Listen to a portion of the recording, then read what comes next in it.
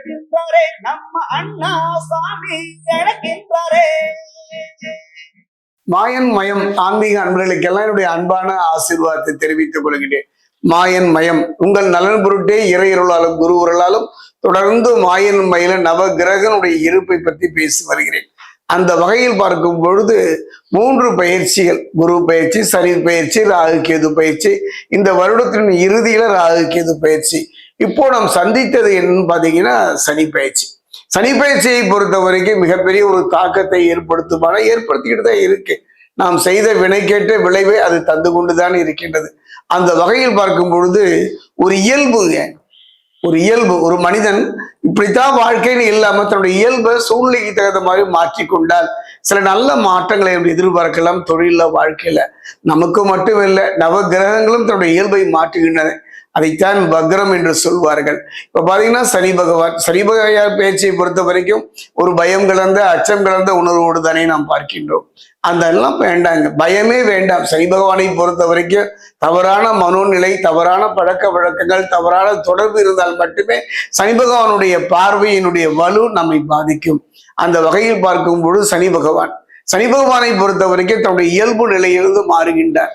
இவ்வாறு அவர் மாறுவது எத்தகைய மாற்றத்தை மேஷராசிக்கு தரும் என்பதை இப்ப நம்ம சோழி பிரசனத்துல பார்க்க போறோம். மாயன் மயனை நீங்க தொடர்ந்து சப்ஸ்கிரைப் பண்ணி ஆதரவு தருவீங்கன்னு ஒரு நம்பிக்கை உண்டு. முதல்ல வக்ரம்னு சொல்லுவாங்க. வக்ரம்னா தன்னுடைய இயல்பு நிலையில் மாறுதல், சற்று பின்னோக்கி நகர்தல்னா என்ன? சனி பகவானை பொறுத்த வரைக்கும் ஒரு ராசியிலிருந்து இன்னொரு ராசிக்கு பின்னோக்கு நகர்ந்தால்தான் வக்ரம். ஒரு அற்புதம் என்னன்னு பாத்தீங்கன்னா சனி பகவானை பொறுத்த வரைக்கும் தன்னுடைய இயல்பு நிலையில பாத்தீங்கன்னா இப்ப எங்க இருக்காருன்னா மீனத்துல இருக்கார். எங்க இருக்கிறார்? குருவினுடைய இடத்துல இருக்கிறார்.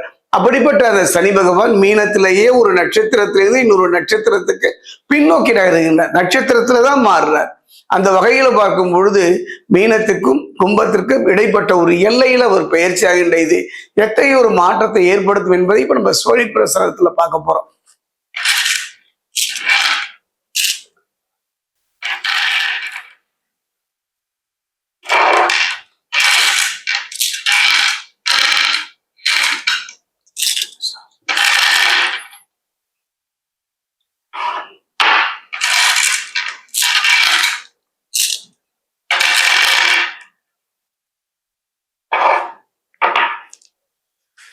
பாத்தீங்கன்னா ஒரு முக்கியமான விஷயம், சனி வக்ரம். பொதுவா வக்ரம்னா என்னன்னு பாத்தீங்கன்னா ஒரு கிரகம் சூரியனின் இடத்தில் இருந்து பாத்தீங்கன்னா சூரியன்ல இருந்தே பாத்தீங்கன்னா 5, 6, 7, 8 இடங்களில சஞ்சாரிக்கும் பொழுது அந்த கிரகம் வக்ரமாகும். அந்த வகையில சனி பகவானுடைய வக்ரம் மிகப்பெரிய ஒரு மாற்றத்தை ஏற்படுத்த போகிறது. ஒரு விஷயத்தை நான் சொல்லிக்கிறேன். காரணம், ஒரு மனிதனுக்கு வாய்ப்பு நண்பர்கள் மட்டுமல்ல, உறவினர்கள் மட்டுமல்ல, கிரகங்களும் சில வாய்ப்புகளை நமக்கு தரும். அந்த வகையில சனி பகவான் தரக்கூடிய வாய்ப்பு. சனியை பற்றி தவறான எண்ணத்தை முதல்ல மறந்துடுங்க. காரணம், 7.5 சனியோ, அர்த்தாசிரம சனியோ, ஜென்ம சனியோ, பாதக சண்டனோ எதுவாக இருந்தாலும் சனி பகவானை பொறுத்த வரைக்கும் கர்மாவின் பலன் தானே. ஒரு மனிதனுடைய வாழ்க்கையில தவறுகளும் சரி, சில நிகழ்வுகளும் சரி, அவன் வாழ்க்கையை புரட்டி போட்டு விடுகின்றன. அந்த வகையில பார்க்கும்போது ஒரு அருமையான சந்தர்ப்பத்தை சனி பகவான் தருகின்றார். வக்ரம் அடைகின்றார் 138 நாட்கள். அருமையான ஒரு வாய்ப்பு தான் மேஷராசிக்கு. சனி பகவான் விரய சனியாக இருந்து தொழில வாழ்க்கையில நிம்மதியை எழுந்து தவிக்கின்ற ஒரு நிலைதானே. கவலையே பட வேண்டாம். அது எவ்வாறு இருக்கும் என்பதை இப்ப நான் சொல்ல போறேன். நன்மைக்கா தீமைக்கா புரிந்து கொள்ள முடியவில்லையே. 7.5 சனியினால பலவிதமான விரய செலவுகள், கஷ்டங்கள், துன்பங்கள், துயரங்கள், ஏமாற்றங்கள், துரோகங்கள் இத்தனையும் சந்தித்து வந்த உங்க வாழ்க்கை ஒரு மிகப்பெரிய ஒரு திருப்பு முனை, மிகப்பெரிய ஒரு மாற்றத்தை இந்த சனி வக்ர பயிற்சி மேஷராசிக்கு தரப்போகிறது. கவலையே பட வேண்டாம். சனி பகவான் மட்டுமல்ல, குருவும் சேர்ந்து அற்புதமான யோக பலனை தருகின்ற ஒரு அருமையான ஒரு சந்தர்ப்பம் தான். அதே நேரத்துல பாத்தீங்கன்னா சனி ரேவதி நட்சத்திரத்தில் இருந்து சொந்த நட்சத்திரமான உத்திரட்டாதி நட்சத்திரத்தை நோக்கி பின்னோக்கி நகர்கின்ற ஒரு நிகழ்வைத்தான் நான் சொல்கின்றேன். இது அருமையான ஒரு நிகழ்வுங்க மேஷராசிக்கு. குறிப்பா பாத்தீங்கன்னா பின்னோக்கி இவர் நகர்வது எத்தகைய தாக்கத்தை ஏற்படுத்தின குடும்பத்துல. ஒரு மனிதன் கோடி கோடியா சம்பாதிக்கிறான், லட்சமா சம்பாதிக்கிறான், பட்டம் பதவி வாங்குறான். அத்தனை எதற்காக? நிம்மதியான ஒரு வாழ்வுக்கு தானே. நிம்மதியை இழந்து ஒரு அனாதை போல தவிக்கின்ற உங்க வாழ்க்கை. உழைக்கிறீங்க, கஷ்டப்படுறீங்க, போராடுறீங்க, ஆனாலும் அத்தனை பலனும் உங்களுக்கான இல்லைங்க. ஒரு ஓட்டை குடத்தில் இருக்கின்ற நீரை என்னதான் நிரப்பினாலும் அந்த நீர் அதில் தங்குவதில் போல உங்க உழைப்பும் திறமையும் அறிவும் பிறருக்கு பயன்பட்டதை ஒழிய உங்களுக்கு எந்த விதத்திலும் பயன்படவில்லை. கவலையே பட வேண்டாம். சனி பகவானின் இந்த இயல்பு நிலை மாற்றம் மிகப்பெரிய ஒரு தாக்கத்தை தந்திருக்கின்றது. சனியின் வக்ர பார்வைன்னு எடுத்தா சனி பகவானுடைய பார்வைக்கு அவ்வளவு உண்டுங்க.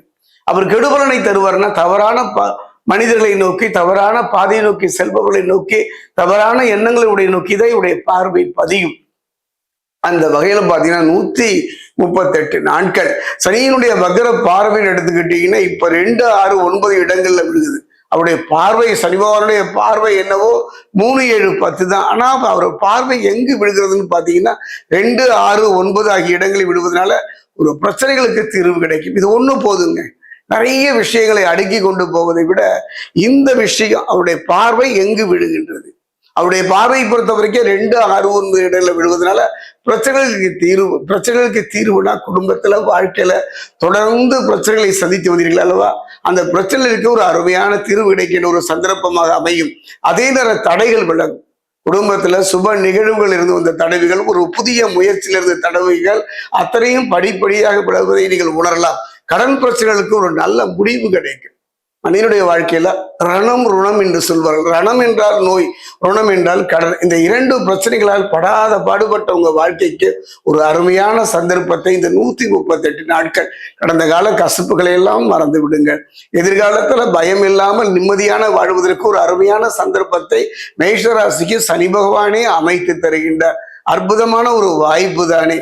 அதே நேரம் சொன்ன இல்லையா, இந்த கடன் தாங்க நிறைய பேருடைய வாழ்க்கையில பாத்தீங்கன்னா சிலரெல்லாம் கடன் வாங்கிட்டு மனத்துல நிம்மதியை இழந்து தவிப்பார்கள். கடன் வாங்கியதன் காரணமாக சிலரெல்லாம் இடம் விட்டு இடம் தலைமறைவு வாழ்க்கை வாழ்கிற சூழ்நிலை கூட சிலருக்கு அமைந்துவிடும்.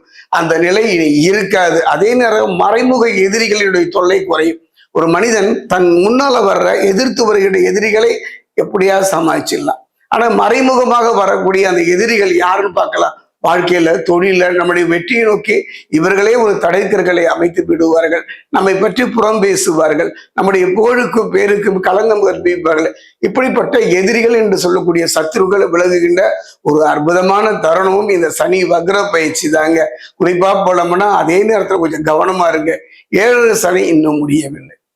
அதே நேரத்துல ஒரு அருமையான நிகழ்வு சொல்கின்றேன். நம்ம எல்லாம் பாத்தீங்கன்னா நம்முடைய முன்னோர்களும் ரிஷிகளும் ஆலயங்கள்ல அற்புதமான ஒரு நிகழ்வுகளை நம் நலன் பொருட்டு தானே அமைத்து தந்தார்கள்.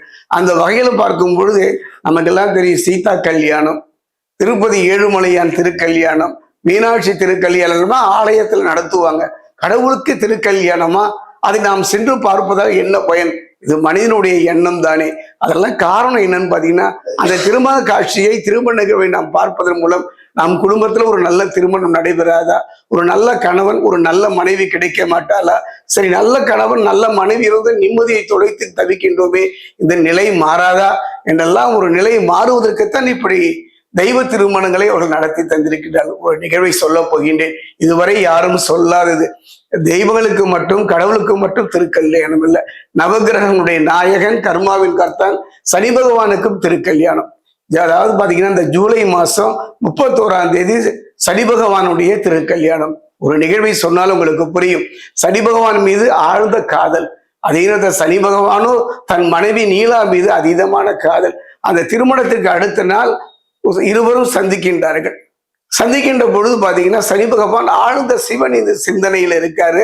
ஆசையோடு, அன்போடு, ஏக்கத்தோடு சனியை நெருங்குகின்றாள் நீலா.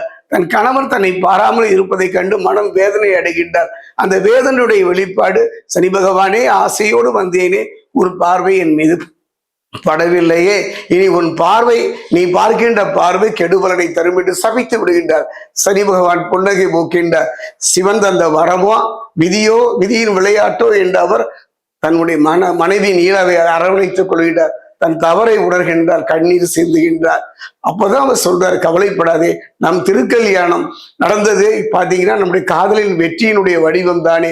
அந்த வகையில் பார்க்கும்பொழுது சனி பகவானுடைய திருக்கல்யாணத்தை யாரெல்லாம் பார்க்கறாங்களோ, அந்த நிகழ்வுல யாரெல்லாம் கலந்துக்கிறாங்களோ, அற்புதமான ஒரு நிகழ்வு. இந்த ஒரு நாளுங்க 31ஆம் தேதி பாத்தீங்கன்னா குச்சனூர் சனி பகவானுடைய அங்கு சனி பகவான் பார்த்தீங்கன்னா சுயம்புவாக எழுதியிருக்கின்றார் தன்னுடைய மனைவி நீலா தேவியோடு ஜேஷ்டா தேவியோடு.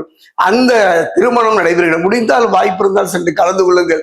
முடியாதவர்கள் என்ன பண்ணலாம்னா அருகிலுடைய சிவாலயத்திலேயோ அல்லது தனித்திருக்கின்ற சனி பகவானுடைய ஆலயம் சென்று மனமுருக பிரார்த்தனை பண்ணுங்க. நீங்க செய்ய வேண்டிய பரிகாரம் இதுவரை யாரும் சொல்லாத ஒரு பரிகாரம். ஒரு பாக்கு தட்டோ அல்லது ஒரு தட்டு எடுத்துங்க, அதுல கொஞ்சம் உப்பு எடுத்துங்க, கொஞ்சம் உப்பு நிரப்பிங்க, கொஞ்சம் பொறி வச்சுக்கிங்க. வைத்து கொண்டு இந்த மாதிரி காகம்னு சொல்லுவாங்க, மண்ணால் செய்யப்பட்ட காகம் இரண்டு காகங்களை எடுத்துக்கொள்ளுங்கள். தலையை பார்த்தீங்கன்னா ஒரு 3 முறை 1 2 3 என்று 3 முறை தலையை சுற்றி அந்த தட்டுல வச்சு அந்த சனி பகவானுடைய ஆலயத்திலே சமர்ப்பித்து விடுங்கள். சரி, காக பொம்மை கிடைக்கலன்னா கவலைப்படாதீங்க. நாமே இப்ப கொஞ்சம் களிமண் எடுத்து ஒரு மண் எடுத்து காகத்தை செய்து கொள்ளலாம். பிடித்து வைத்தார் பிள்ளையார் என்பதை போல இந்த காகத்தை வடிவத்தை வைப்பீர்களானால் இந்த 138 நாட்கள் அருமையான ஒரு வாய்ப்பு மேஷராசி.